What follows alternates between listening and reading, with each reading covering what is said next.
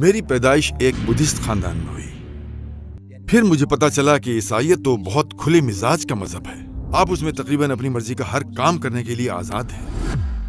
लिहाजा मैंने खुदा से दुआ करनी शुरू की। मुझे मालूम नहीं था कि असल खुदा कौन है। ए खुदा, मुझे तेरी तलाश है, लिहाजा मेरी रहनुमाई कर। जब मैं बुद्धिस्ट था तो मैं टेंपल में रहा करता था। जब मैं ईसाई था तो मैं चर्च की खिदमत करता था। लिहाजा मैंने 4 साल मस्जिद में ही गुजारे।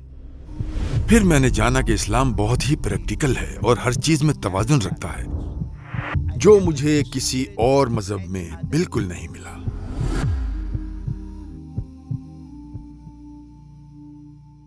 अस्सलाम वालेकुम शेख हुसैन। ये वालेकुम सलाम व रहमतुल्लाहि व बरकातुहू। मैं इस सवाल से शुरू करूंगा कि शेख हुसैन जी कौन है? आप हमें अपनी जिंदगी के मुतालिक मुख्तसरन बता सकते हैं? ऐसा है कि मुसलमान होने के बाद से मेरा नाम मोहम्मद हुसैन ये है।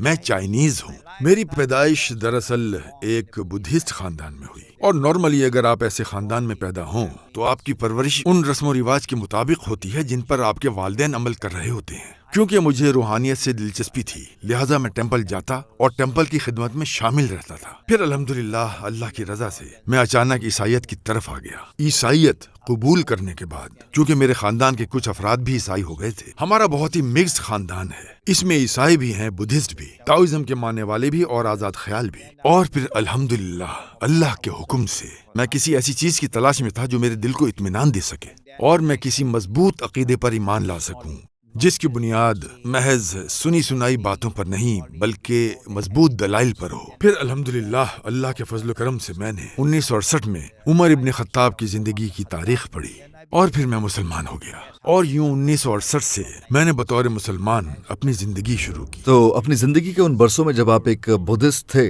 अकीदे के लिहाज से आपकी जिंदगी कैसी थी? आपका किस पर ईमान था? एक बुद्धिस्ट की हैसियत से जाहिर है हम गौतम बुद्ध की तालीमात, उनकी वैल्यूज और उनकी रूहानी बातों पर यकीन रखते थे।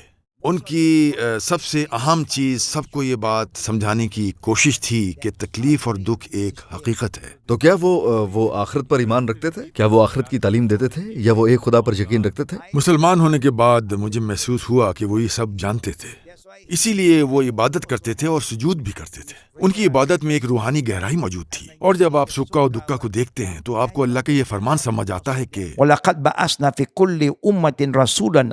मेरा ईमान है कि अल्लाह ने फरमाया और यकीनन हमने हर उम्मत में एक रसूल भेजा। कुरान में आपको नबियों के 25 नाम मिलते हैं, लेकिन ज्यादातर के नाम कुरान में नहीं आए।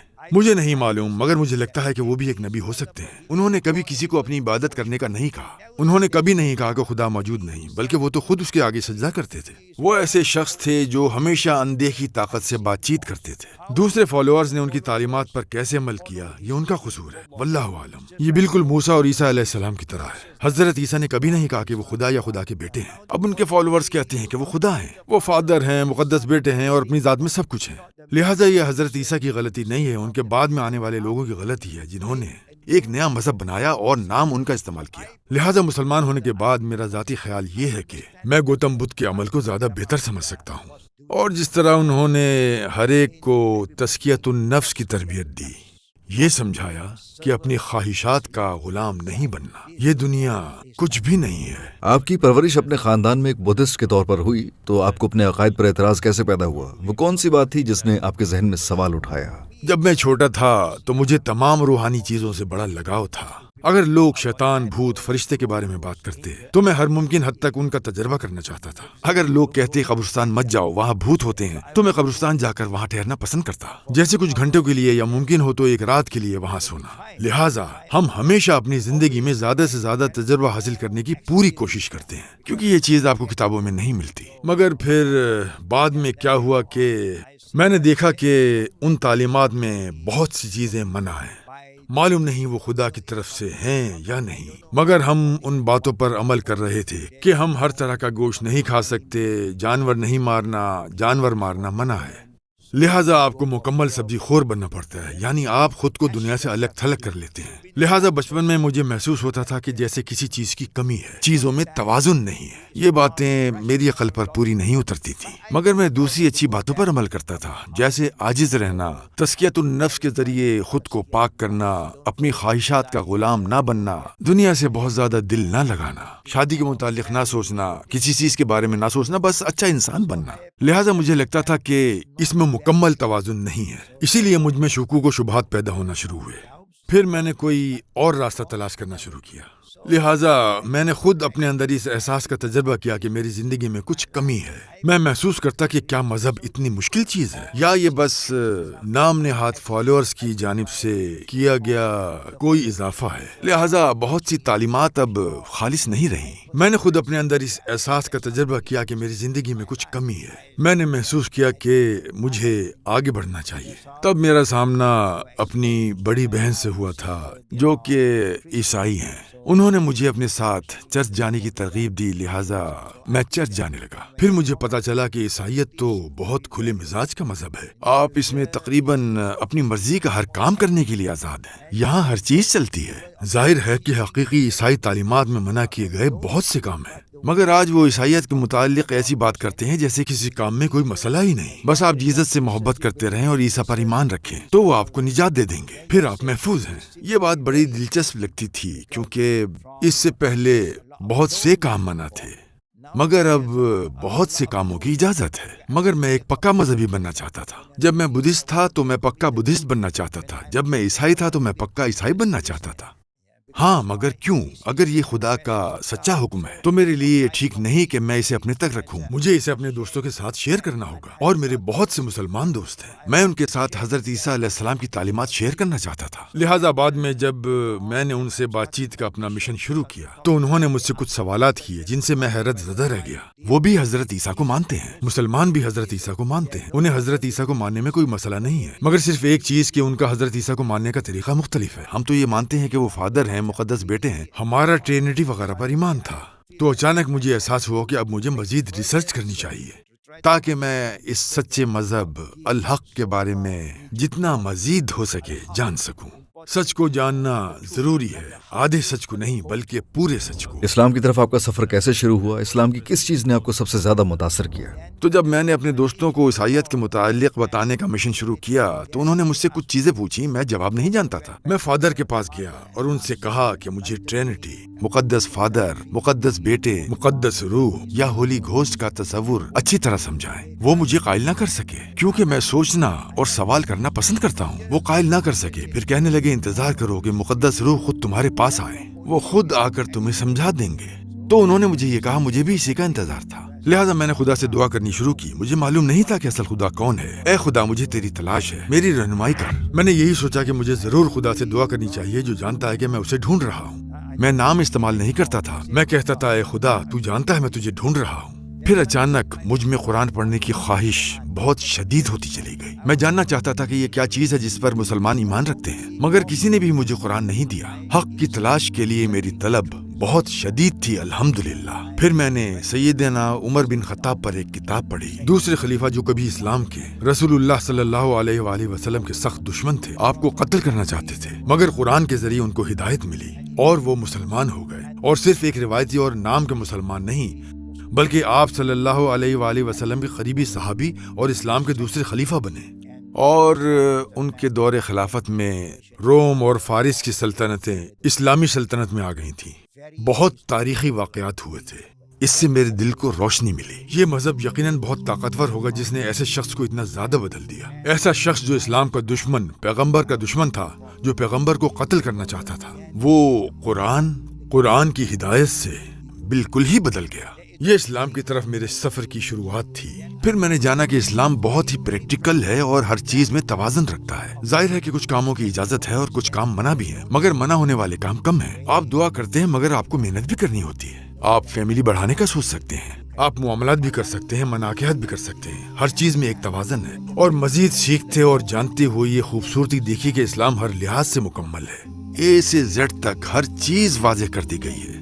SOP और तमाम चीजें बिल्कुल तैयार हैं। आपको अपना कोई रास्ता निकालने की कोई जरूरत नहीं है। आपको बस अमल करना है। اور پھر کھانا کیسے ہے، پینا کیسے ہے، پہننا کیسے ہے، بولنا کیسے ہے، کام کیسے کرنا ہے، ہر چیز کی تفصیلی ہدایات موجود ہیں۔ اللہ اکبر وللہ الحمد، جو مجھے کسی اور مذہب میں بالکل نہیں ملی۔ دوسرے مذہب میں یہ باتیں موجود ہو سکتی ہیں مگر کسی ثبوت اور تفصیل کے بغیر، جبکہ اسلام صرف روایتی اور سنی سنائی باتوں، یہاں تک کہ صرف اللہ کے الفاظ تک بھی محدود نہیں ہے، بلکہ اللہ نے پیغمبر بھیج کر ان باتوں پر عمل کرنا سکھایا۔ تو وہ کون سی بنیادی چیز تھی جس نے آپ کو قائل کیا کہ اسلام ہی 100% حق ہے؟ کیونکہ جب میں اس پر غور کرتا تو پھر آہستہ آہستہ ماضی کو جانچتا، میں نے اور زیادہ سیکھنا شروع کیا۔ پھر میں مدینہ چلا گیا، مزید علم حاصل کیا اور پھر تقریباً پورا قرآن پڑھا۔ الحمدللہ، مجھے معلوم ہوا کہ یہ خدا کی وہ واحد کتاب ہے جو ہر طرح کی تبدیلیوں، بگاڑ اور اضافوں اور کمی سے پاک ہے۔ جی ہاں، ایک آیت بھی نہیں بدل سکتی، اس میں کوئی نقص نہیں۔ ماشاءاللہ، یہ ایک اور معجزہ ہے۔ میں کہتا ہوں کہ مجھے انتہائی فخر ہے کہ میرا اس کتاب پر ایمان ہے جو 100% خالص ہے۔ نازل ہونے سے لے کر آج تک اس میں کوئی تبدیلی نہیں ہوئی۔ اور جب میں ساری دنیا میں جاتا ہوں، ادھر ادھر کا سفر کرتا ہوں، جہاں بھی جاؤں تو قرآن ایک ہی ملتا ہے۔ اور مسلمان جب عبادت کرتے ہیں تو ایک ہی زبان میں، جب وہ اذان دیتے ہیں تو ایک زبان میں، جب نماز پڑھتے ہیں تو ایک ہی زبان میں۔ اللہ اکبر وللہ الحمد۔ ہاں، آج جب مجھے شعور مل گیا ہے تو میرا ایمان ہے کہ میں اللہ سے دعا کر رہا ہوں۔ تب میں اللہ سے دعا نہیں کر رہا تھا، میں خدا سے کہہ رہا تھا میری رہنمائی کر۔ اور جب یہ چیز میری زندگی میں شدت سے داخل ہوئی تو میں نے کہا کہ میں تیار ہوں۔ اور دیکھیں، جب میں مسلمان ہونا چاہتا تھا بھائی احمد، تو یہ اتنا آسان نہیں تھا۔ میں سمجھتا تھا یہ آسان ہوگا۔ میں خود امام کے پاس پہنچا اور کہا کہ میں مسلمان ہونا چاہتا ہوں، کیا آپ میری مدد کر سکتے ہیں؟ بعض دفعہ میں اپنے مسلمان دوستوں کو دیکھ کر حیران ہو جاتا ہوں۔ میں کہتا ہوں کہ میں مسلمان ہو گیا ہوں تو کہتے ہیں کب اور تم نے اسلام کو کیوں چنا؟ یوں لگتا جیسے انہیں میرے مسلمان ہونے پر تو کوئی حیرت ہی نہیں ہوئی، لیکن اس بات پر حیرت ہوئی کہ تم نے اسلام کیوں چنا۔ یہ بات مجھے بہت افسردہ کرتی ہے،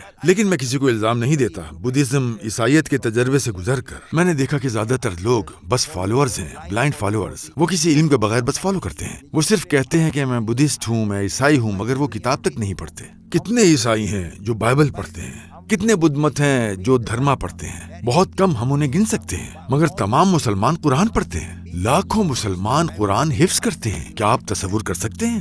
یہ ایک شاندار معجزہ ہے۔ اس سے میرا ایمان اللہ پر، قرآن پر اور اسلام پر وقت کے ساتھ ساتھ اور مضبوط ہوتا رہتا ہے، یہ کمزور نہیں پڑتا۔ حالانکہ مجھے یہاں وہاں کافی چیلنجز کا سامنا رہتا ہے، مگر اسلام پر میرے ایمان میں کبھی کمی نہیں آتی۔ تو میں مسجد گیا، وہاں امام سے ملا، انہیں اپنے ارادے سے آگاہ کیا، اور کلمہ پڑھنے کے فوراً بعد، الحمدللہ، مسلمان ہونے کے بعد مجھے نہیں معلوم تھا کہ اب میں کہاں رہوں گا، کیونکہ میں کم عمری سے ہی بہت انڈیپینڈنٹ تھا۔ میں بہت انڈیپینڈنٹ شخص تھا۔ میں اجازت لے رہا تھا کہ کیا میں مسجد میں رہ سکتا ہوں، کیونکہ میں کسی پر بوجھ نہیں بننا چاہتا تھا۔ میں نے ایسا اس لیے چاہا کیونکہ جب میں چھوٹا تھا، جب میں بدھسٹ تھا تو میں بدھسٹ ٹیمپل میں رہا کرتا تھا۔ جب میں عیسائی تھا تو میں چرچ کی خدمت کرتا تھا۔ تو مجھے یہ جگہ پسند تھی، خدا کی عبادت کا گھر، کیونکہ یہاں آپ کسی کو ڈسٹرب نہیں کرتے اور اس جگہ پر سب اچھے لوگ ہی آتے ہیں۔ میرا اس طرح سے ماننا تھا کہ تمام پریکٹسنگ مسلمان ہی مسجد میں آئیں گے، صرف تمام پریکٹسنگ عیسائی ہی چرچ جاتے ہیں، صرف تمام پریکٹسنگ بدھسٹ ہی ٹیمپل جاتے ہیں، عمل نہ کرنے والے نہیں جاتے۔ لہٰذا میں نے 4 سال مسجد میں ہی گزارے، ہاں، مگر مختلف مسجدوں میں۔ میں ہجرت کرتا رہتا تھا، 1 ہفتہ یہاں، 2 ہفتے وہاں، چند مہینے کہیں اور۔ اگر کوئی جگہ اور ماحول میرے موافق ہوتی، اچھا احساس پیدا کرتی، تو میں لمبا عرصہ بھی ٹھہر جاتا۔ 4 سال تک میں مسجد میں ٹھہرا۔ الحمدللہ، میں نے صحیح فیصلہ کیا، کیونکہ اس سے بہتر کوئی جگہ نہیں ہو سکتی، اور یہ سیکھنے کا تیز ترین طریقہ تھا، کیونکہ مسجد میں آنے والے لوگ مذہب پر عمل کرنے والے ہوتے ہیں، لہٰذا میں ان سے پوچھ اور سیکھ سکتا تھا۔ آپ کے اسلام قبول کرنے پر آپ کی فیملی کا ریئیکشن کیا تھا؟ آپ کی فیملی، آپ کی والدہ، آپ کے والد کا؟ ہاں، میری والدہ کو کافی صدمہ پہنچا تھا، کیونکہ میں فیملی میں سب سے چھوٹا تھا، لہٰذا مجھے فکر تھی کہ مجھے تکلیف دی جائے گی اور وہ لوگ مجھے نہیں چھوڑیں گے، اور یا تو وہ مجھے مارے پیٹیں گے یا مجھے اپنی مرضی کا کام کرنے کو کہیں گے۔ مجھے یہ فکر تھی، مگر اللہ بہت بڑا ہے، اس لیے جب میں مسلمان ہو گیا تو میں کبھی گھر نہیں گیا۔ میں نے تب تک اپنے والدین کو نہیں بتایا تھا۔ میری والدہ تب زندہ تھی، میری دادی بھی موجود تھی، مگر میں خاموشی سے ان سے دور ہی رہا تاکہ انہیں پتہ نہ چلے کہ میں کہاں ہوں اور وہ مجھے ڈسٹرب نہ کریں۔ پھر میرے ایک استاد، اچھے استاد نے مجھ سے کہا کہ تمہیں ضرور جانا چاہیے، ان سے ملو، ان سے بات کرو۔ تو جب میں گھر پہنچا تو ظاہر ہے میری والدہ کو بہت صدمہ تھا۔ شروع میں وہ فکر مند تھی کہ ان کا بیٹا نہ چھن جائے۔ تو الحمدللہ میں نے ادھر ادھر سے جو کچھ سیکھا ہے، میں نے کہا امی میں آپ کا بیٹا ہوں، میں چائنیز ہوں۔ تو وہ بس اپنے کمرے میں چلی گئیں اور خود کو بند کر لیا، مگر میں نے اپنی دادی، اپنے بھائی بہنوں سے بات کی، وہ سب بہت کھلے ذہن کے ہیں۔ اللہ اکبر، وہ خوش تھے، مجھ سے پوچھنے لگے میں کب اور کیسے مسلمان ہوا، اب کیا ہو رہا ہے، میرے حالات کیسے ہیں، وہ بہت کھلے ذہن کے ہیں۔ तो इससे मुझे काफी तहफ़्फ़ुज़ का एहसास हुआ, मगर फिर बाद में मैं अक्सर घर जाने लगा, जिससे उन्हें बेहतर महसूस हुआ।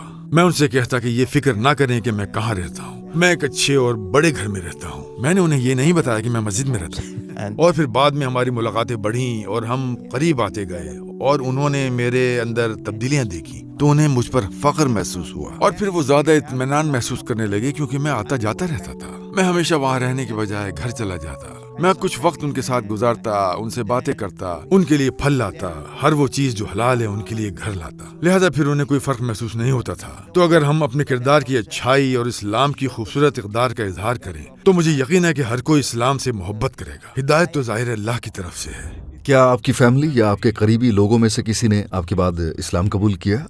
अल्हम्दुलिल्लाह, मेरा भाई, बड़ा भाई मरने से पहले मुसलमान हो गया था। हमने अपने सेंटर में उसकी नमाज जनाजा अदा की थी। मेरी वालिदा भी मुसलमान हो गई थी, अल्हम्दुलिल्लाह।